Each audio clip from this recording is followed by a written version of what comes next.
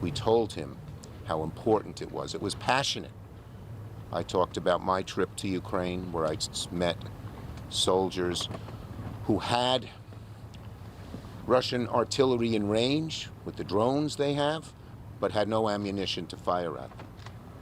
We talked about 4 brigades who were ready to go, Ukrainian, no arms, and how serious the lack of arms was.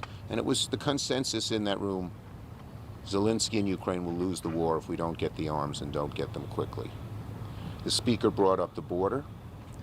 We made it very clear to him that we want to do something real on border. And in fact, we Democrats in the Senate supported a border bill that very conservative groups, including the Border Patrol agents, the Wall Street Journal editorial page, and Chamber of Commerce were for, but said to hold up Ukraine, which, as he admitted, was a national imperative, because you can't do something else which we all would work on, was a non sequitur.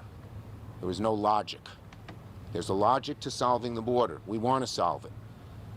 But we have to do Ukraine right now, because there's a weight that can get done quickly, because that has broad bipartisan consensus, and the border takes some more work, which we'll be happy to work on to get it done, but not hold up the Ukraine bill for it. Senator Schumer. Let me first just thank President Biden for convening us for this very important discussion to address the important challenges that are confronting the American people.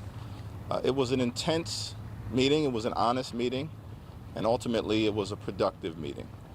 We discussed 3 issues. First, the need to avoid a government shutdown and to fund the government so that we can address the needs of the American people in terms of their health, their safety, and their economic well-being. We are making real progress on the appropriations bills that are scheduled to lapse on March 1st. And I'm cautiously optimistic that we can do what is necessary within the next day or so to close down these bills and avoid a government shutdown. At the same time, it may be important to come to an agreement that's bipartisan and anchored in common sense to extend the pending expiration of the 8 additional bills that are scheduled to lapse on March 8th, so that good faith, tough negotiations can continue in the absence of a government shutdown. Second, we discussed the urgent national security priorities of the American people, as captured in the bipartisan, comprehensive, Senate-passed legislation. This is an existential moment for the free world as it relates to being there for our democratic allies in Ukraine, in Israel, and in the Indo-Pacific, and also at the same period of time making sure that we provide humanitarian assistance to Palestinian civilians who are in harm's way in Gaza or in other theaters of war through no fault of their own. Third, as Leader Schumer indicated, we had an open, an honest, and a candid, firm discussion about the border.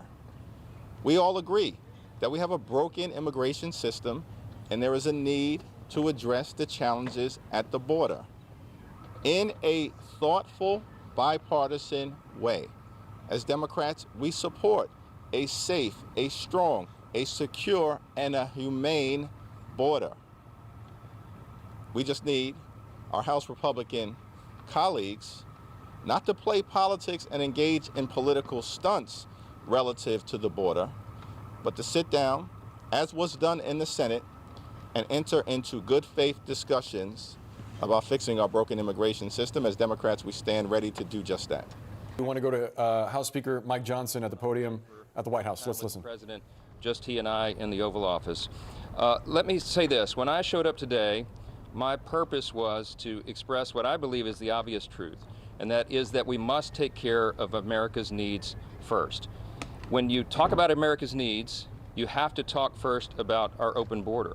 I've been, I believe, in maybe 20-something states over the last several weeks, going around the country, appearing at events with my colleagues, and we're hearing from the American people of all parties and all persuasions in all cities and all states who feel this acutely. They understand the catastrophe at the border is affecting everyone. And it is top of mind for all the American people for that reason. So I brought that issue up repeatedly today in that room and again one-on-one with the President. I think that's our responsibility to bring that up. The other big priority for our country, of course, is the funding of our government. And we have been working in good faith around the clock every single day for months and weeks and over the last several days, quite literally around the clock, to get that job done. We're very optimistic. I hope that the other leaders came out here and told you the same. We believe that we can get to agreement on these issues and prevent a government shutdown, and that's our first responsibility. You also heard, I'm sure, that there was discussion about the supplemental spending package, and I was very clear with the President and all those in the room that the House is actively pursuing and investigating all the various options on that, and we will address that in a timely manner. But again, the first priority of the country is our border and making sure it's secure. I believe the President can take executive authority right now today to change that, and I told him that again today in person, as I've said to him many times, publicly and privately over the last several weeks. It's time for action. It is a catastrophe, and it must stop. And we will get the government funded, and we'll keep working on that. So we'll have more for you soon. For more money for budget? Johnson, they're coming out of a meeting at the White House where he was under a lot of pressure and has been as well from his predecessors, urging him to prevent a government shutdown. But you heard him there saying there has to be a sort of a dealing of the open border, even though there was an agreement that he has said no to, that his conference has said no to, because Donald Trump said no to. Let's go back now to Lauren Fox on Capitol Hill here. Lauren, where does this leave us?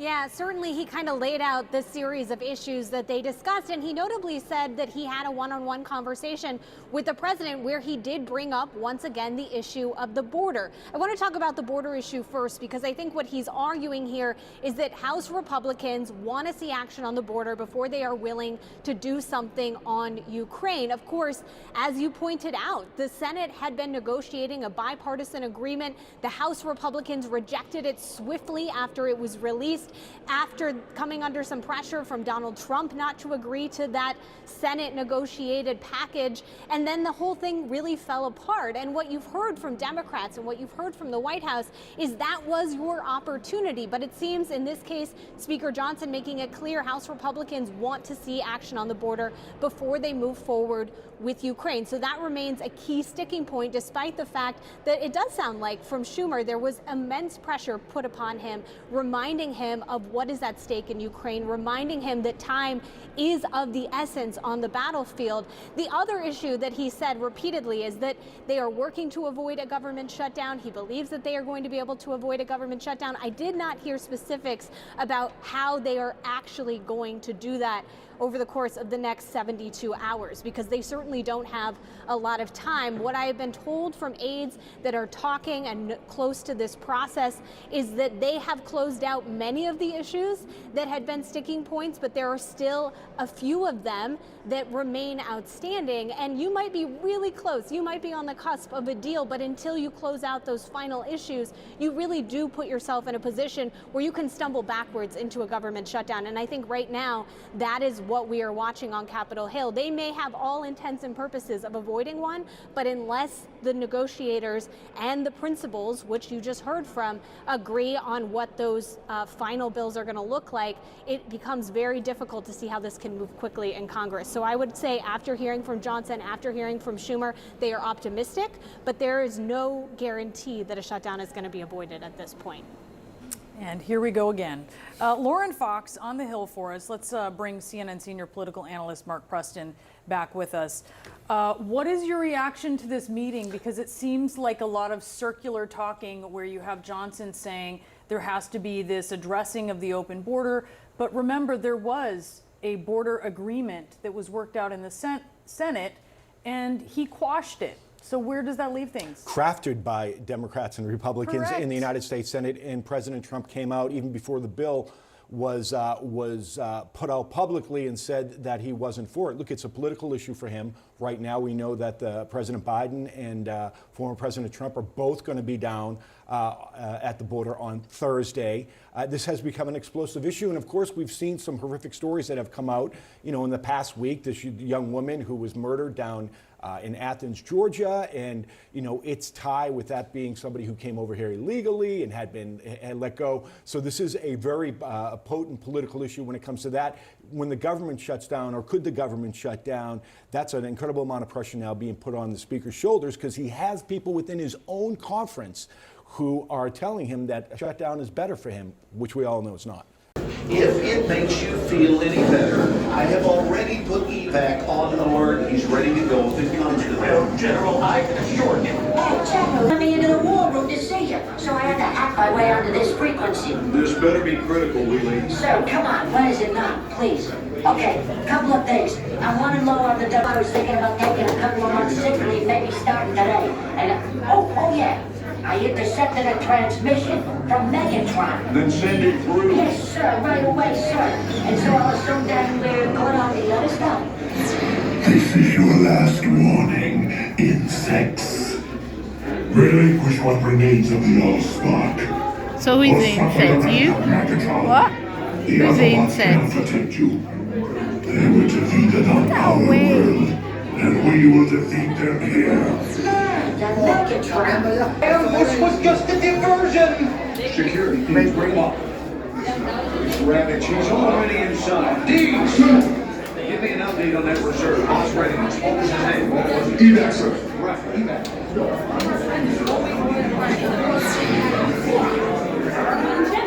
She's right in front.